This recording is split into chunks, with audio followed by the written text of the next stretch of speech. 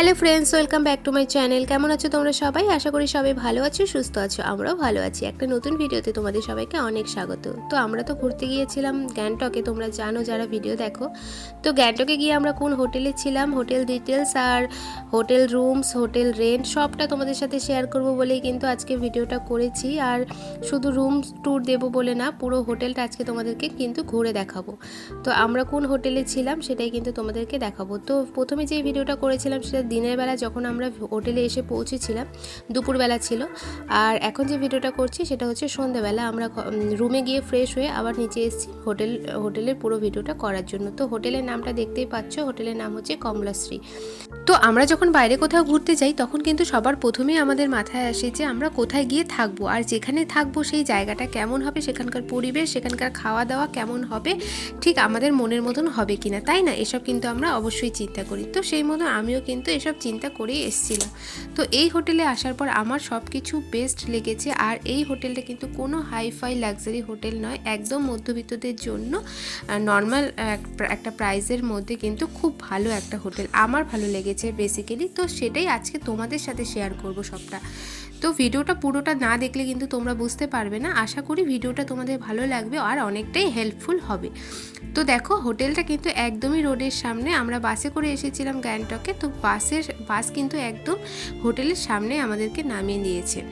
তো এটা হচ্ছে রিসেপশন, নর্মালি নিচেই রিসেপশন। তারপরে দেখো এখানে সোফা আছে, একটা টি টেবিল আছে। আর আমরা একটুখানি টাইম ওখানে কাটাচ্ছিলাম আনশিকে নিয়ে। আর আনশি কিন্তু একটু দুষ্টুমি করছিল, ওখানে গিয়ে খোলামেলা জায়গা পেয়ে কিন্তু অনেকটাই আনন্দে ছিল।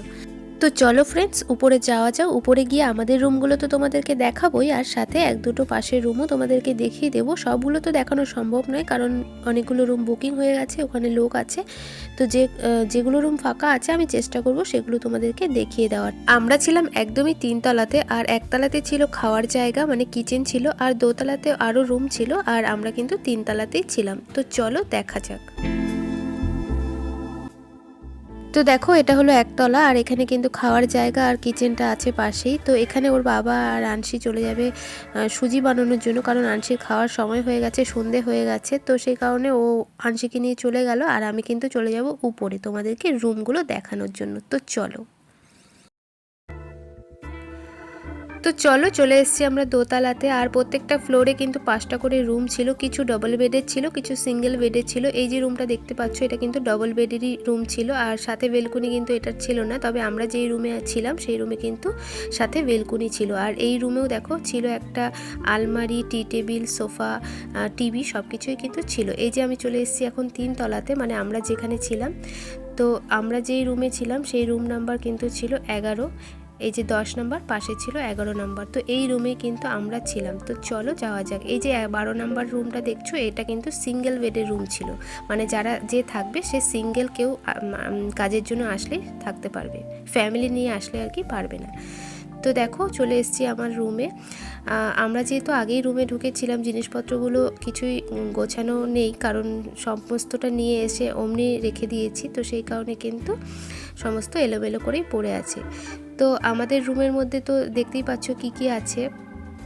টিভি আছে, একটা টেবিল আছে, টি টেবিল আছে, সোফা দুটো আছে, মানে চেয়ার দুটো আছে, বেড আছে, আলমারি, আর একটা ড্রেসিং টেবিল, আর খাটের পাশে একটা মানে টেবিলের মতন ওই যে দেখতে পাচ্ছ ড্রয়ার ছিল, আর ড্রেসিং টেবিলের পাশে একটা টুলও আছে। আর আমি সমস্ত জিনিসগুলো কিন্তু এখানেই রেখে দিয়েছি, মানে আমার মেকআপের জিনিসপত্র, সাজার জিনিসগুলো সেই ড্রেসিং টেবিলের সামনেই রেখেছি।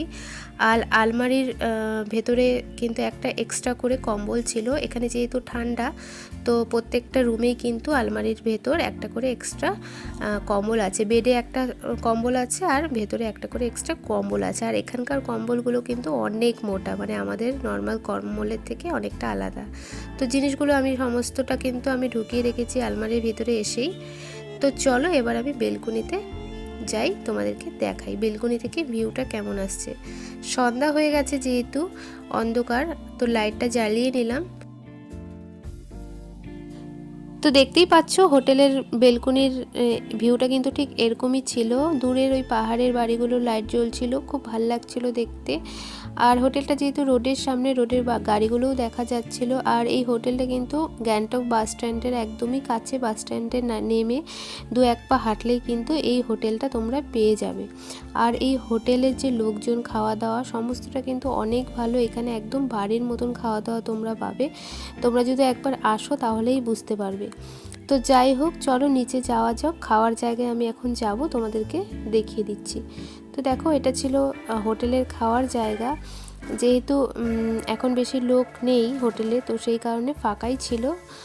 আর পাশে রান্নাঘর ছিল, রান্নাঘরে আনসি আর আনসির বাবা কিন্তু ওখানে সুজি বানাচ্ছিল। আনসির জন্য সমস্তটা আমরা নিয়ে গেছিলাম, আনসির সেরোলেক সুজি। তো সমস্তটা কিন্তু আমরা রান্নাঘরেই করতে পেরেছি। আর রান্নাঘরটাও অনেকটাই পরিষ্কার পরিচ্ছন্ন ছিল, তোমাদেরকে আমি পরে দেখাচ্ছি। আর আনসি দেখো কতটা খুশি, ও কিন্তু পুরো দৌড়াদৌড়ি করছিল আর খেলা করছিল। এই যে দেখো রান্নাঘরটা, আমি আগেও ঘুরতে গেছিলাম গ্যাংটকে, হোটেলে ছিলাম, তবে এই হোটেলটা আমার অনেক ভালো লেগেছে। কারণ রান্নাঘর, রুম সমস্তটা অনেক পরিষ্কার পরিচ্ছন্ন, আমার কিন্তু অনেক ভালো লেগেছে। আর খাওয়া দাওয়া নিয়ে তো কোনো কথাই হবে না, একদমই বাঙালি খাবার। আর এই হোটেলের রুম রেন্ট তো বলেই দিলাম, 1100 থেকে 1200 টাকা পার হেড। তার সাথে কিন্তু খাওয়া দাওয়া একদমই ফ্রি, তোমরা যা খেতে চাবে তাই খেতে পারবে। আমরা এখানে চিকেন, মাছ, পকোড়া যা যখন যেটা চেয়েছি বানিয়ে দিতে বলেছি, তখন সেটাই কিন্তু ওরা আমাদেরকে বানিয়ে দিয়েছে। আর সমস্তটাই কিন্তু ওই 1100 থেকে 1200 টাকার মধ্যেই হয়ে গেছে, মানে পার হেড। তো যাই হোক, পুরো হোটেলটা তোমাদেরকে ঘুরে দেখালাম। আর আমরা এখন বসে বসে পপকর্ন খাচ্ছিলাম, আনসি আর আমি। একটু পরে আমরা রেডি হয়ে যাব এমজি মার্কে ঘুরতে, চা খেয়ে আর কি। তো ভিডিওটা তোমাদের কেমন লাগলো অবশ্যই জানিও। তোমরাও চাইলে এই হোটেলে আসতে পারো, কন্ট্যাক্ট করতে পারো, দাদাটা কিন্তু অনেক ভালো। তো ভিডিওটা ভালো লাগলে লাইক করো। টাটা।